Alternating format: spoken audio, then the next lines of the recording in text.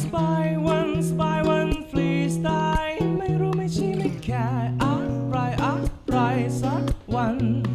สบายวันแห่งสวรรค์เวลาที่ฉันขอใครเน็กทงเน็กไทยที่คอขอพักผ่อนบอกตัวเองว่าขอพักก่อนพักจิตและใจที่มันไว้อ่อนไม่ต้องมีใครมาว้าวอนให้วันหยุดวันนี้ได้มีความหมายขอมีแค่ตัวฉันกับวันและเวลาวันว่างจะอยู่กับเพลงเบาและจิบเบียร์บางจะลืมเรื่องราววุ่นวายต่างจะหลับจะฝันไปให้ไกลจนถึงดาวอังคารขอความสุขเล็กๆไม่มากมายเป็นรางวัลในชีวิตที่วุ่นวายขอพักผ่อนให้พร้อมกับวันต่อไปสบายวันฟรีสไตล์ไม่มีระแวงอะไรรบกวนทั้งวันสบายวันแห่งสวรรค์ไม่ทุกข์ไม่ร้อนขอนอนหำเพลงปับบาริดาขอพักผ่อนบอกตัวเองว่าขอพักก่อนพักจิตและใจที่มันไว้อ่อนไม่ต้องมีใครมาว้าวอนให้วันหยุดวันนี้ได้มีความหมายขอมีแค่ตัวฉันกับวันและเวลาว่างจะอยู่กับเพลงเบาและจิบเบียร์บางจะลืมเรื่องราววุ่นวายต่างจะหลับจะฝันไปให้ไกลจนถึงดาวอังคาร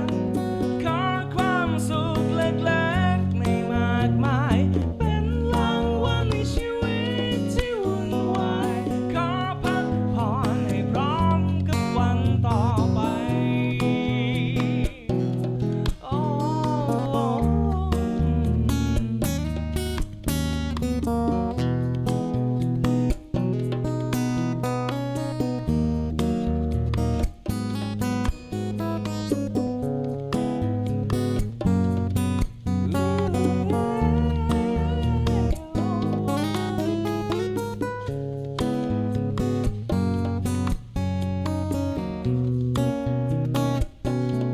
ขอมีแค่ตัวฉันกับวันและเวลาว่างจะอยู่กับเพลงเบาและจิบเบียร์บาง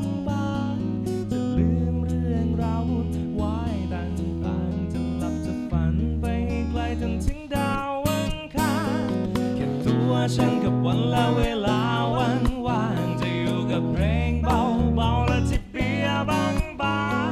จะลืมเรื่องราววุ่นวายต่างจะหลับจะฝันไปให้ไกลจนถึงดาวอังคาร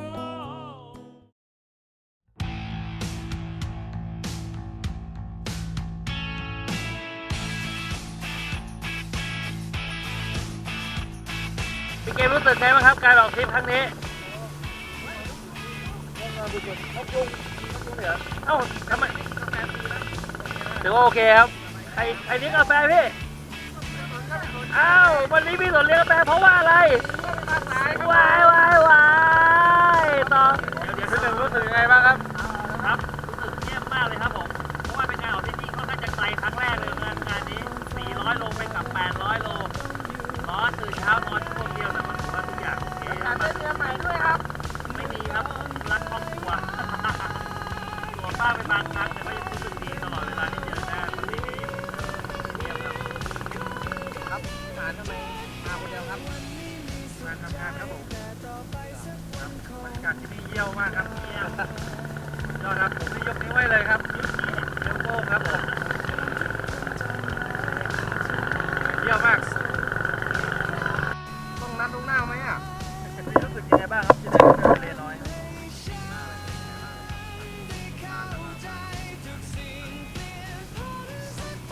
บ